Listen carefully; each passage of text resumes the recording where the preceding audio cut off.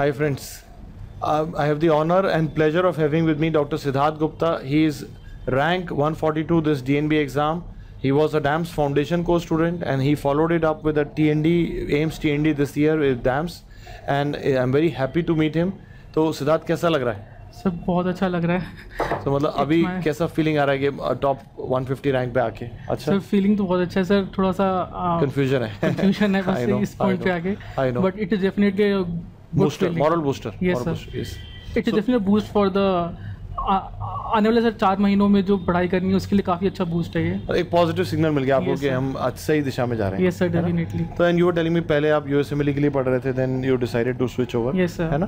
तो अब वो जो स्विच ओवर आपने किया, फिर वो डैम्स का कोर्स किया, तो उससे कैसा लगा? डैम्स का कोर्स पीजी एंट्रेंस के लिए कैसे अप्रोप्रिएट था? यहाँ पे सर स्विच ओवर करने के बाद ही मेरे को फर्स्ट थिंग मतलब यहाँ मुझे पता था कि मुझे डैम्स ही जाना है डेफिनेटली, क्योंकि मैंने डैम्स का 3rd ईयर फाउंडेशन किया हुआ है। तो डेफिनेटली मैं सबसे पहले डैम्स आया, दिसंबर में एम्स TND का बैच ज्वाइन किया था मैंने। फिर TND में रेगुलरली आया हूँ, कोई टेस्ट मिस नहीं किया है। तो डेफिनेटली उससे एक शेड्यूल बन गया मेरा 5 महीने के लिए, 6 महीने के, जब तक एग्ज़ाम्स थे मई के। और फिर यहाँ के टेस्ट देते थे तो बूस्ट मिलता था, एक अपने प्रॉब्लम्स का पता चलता था। तो डेफिनेटली डैम्स के अलावा मैं कहीं गया नहीं हूँ आज तक। कैसा रहा एक्सपीरियंस? कैसा रहा डैम्स का? फाउंडेशन में, 3rd ईयर में, इंटर्नशिप अभी किया, पोस्ट इंटर्नशिप में किया, कैसा लगा? डैम्स के नोट्स इज़ एवरीथिंग, लाइक उन्हीं को मैंने कम से कम बार रिवाइज करता रहता हूँ डैम्स के नोट्स। तो it is the only thing that I have read till now, और प्रीवियस ईयर पेपर्स। तो TND में आता था तो यहाँ के डिस्कशंस काफ़ी क्वेश्चंस रिपीट होते हैं। कितने क्वेश्चंस थे जो यहाँ के मॉक्स के क्वेश्चंस ही सेम आए हैं एम्स में, PGIME, DNB में। तो I think it's the best institute. और कोई टीचर्स जो आज याद आ रहे हैं जिनसे मतलब जिन्होंने इन्फ्लुएंस किया?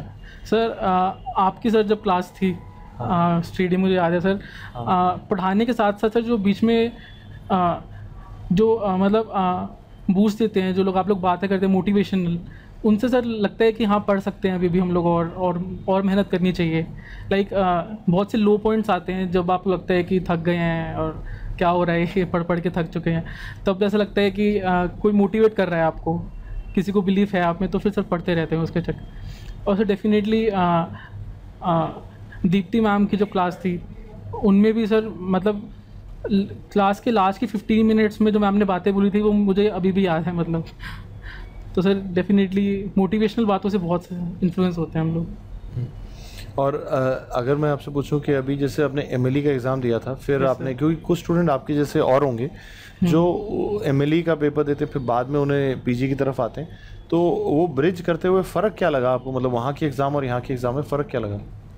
सर ब्रिज करते हुए सर मोस्टली सर ये है कि USMLE के बाद जब मैं यहाँ पे आया तो थोड़े से फैक्ट बेस्ड क्वेश्चंस थे जो मुझे डिफरेंस लगा। उसके अलावा मोर और less basics you have to be clear with that. जैसे मैं क्या देखता हूँ, जैसे मैं कई बार स्टूडेंट को पढ़ा रहा हूँ, स्टूडेंट कहते हैं सर आपने जो पढ़ाया है तो मेरे MLE में भी सेम बात पूछी जा रही है, या वो क्रॉस सेक्शन पूछ रहे हैं वो भी। तो मुझे लगता है कई बार ये हम लोग उसको कई स्टूडेंट उसको ओवर भी कर देते हैं कि ये अलग है। अल्टीमेटली पढ़ना तो पड़ेगा ना, चाहे MLE देना है चाहे कोई भी एग्जाम देना, सीखना तो पड़ेगा, कॉन्सेप्ट तो बनाना ही पड़ेगा। तो थोड़ा फर्क है, इंडिया के एग्जाम में फैक्चुअल क्वेश्चन रहते हैं हमेशा, ये तो ट्रेडिशनल बात है, हमेशा से रहे हैं वो है ही।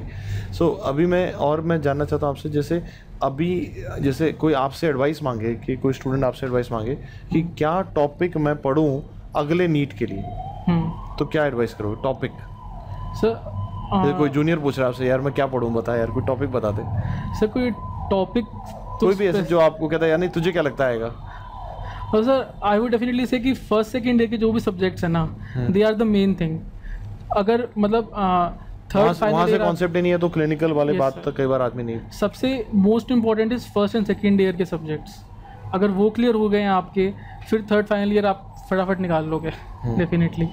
और टॉपिक स्पेसिफिकली तो ऐसा कुछ और अगर मैं पूछूं कि इस समय पे आप अपने जो फ्रेंड्स हैं या फैमिली है उसको कुछ कहना चाहते हैं? सर फ्रेंड्स फैमिली को डेफिनेटली मेरे फ्रेंड्स एंड फैमिली के साथ ये है कि आफ्टर USMLE मैं काफ़ी डाउन फील कर रहा था, बट सबने मेरे को मोटिवेट किया कि पढ़ना चाहिए, और किसी ने बिलीव नहीं छोड़ा मेरे को इसलिए ही मेरे को थोड़ा ये था कि हाँ पढ़ सकता हूँ, मैं कर सकता हूँ, बट वरना वो डाउन साइड के बाद अब सब ठीक ही जा रहे हैं तो आगे भी ठीक जाएगा, I'm sure आगे भी ठीक जाएगा। Yes, sir. So, अभी जैसे अगर मैं बोलूँ कि हमने आपको मोटिवेट किया या डैम्स ने आपको पुश किया, सिखाया, आज आपके पास मौका है कुछ ऐसा बोलने के लिए जो लोग आपको सुन रहे हैं वो मोटिवेट फील करें, क्योंकि जैसे कभी आप डाउन थे, कुछ लोग होंगे जो आज डाउन होंगे, ज़िंदगी एक साइकिल है, तो कुछ ऐसा कह सकते हैं which will motivate other people.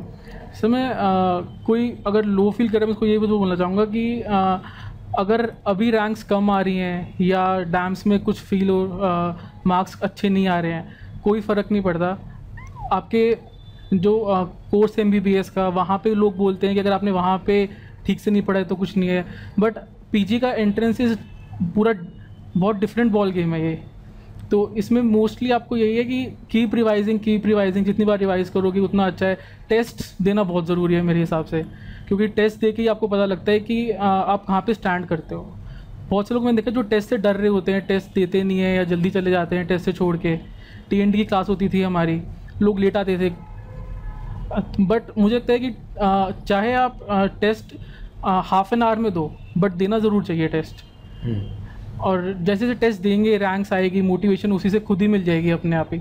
सबसे बेस्ट मोटिवेशन है आपकी खुद की रैंक्स, वही वो रैंक देख के लगता है कि हाँ इतना आ गया, अब और पढ़ते हैं, इतना और आ जाएगा, इतना आ गया और पढ़ते हैं और बढ़ जाएगा। तो वही वो बढ़ते बढ़ते स्टेप बाय स्टेप, मेरे ख्याल से test is the main thing जो जिसने मेरे को खुद मोटिवेट किया है।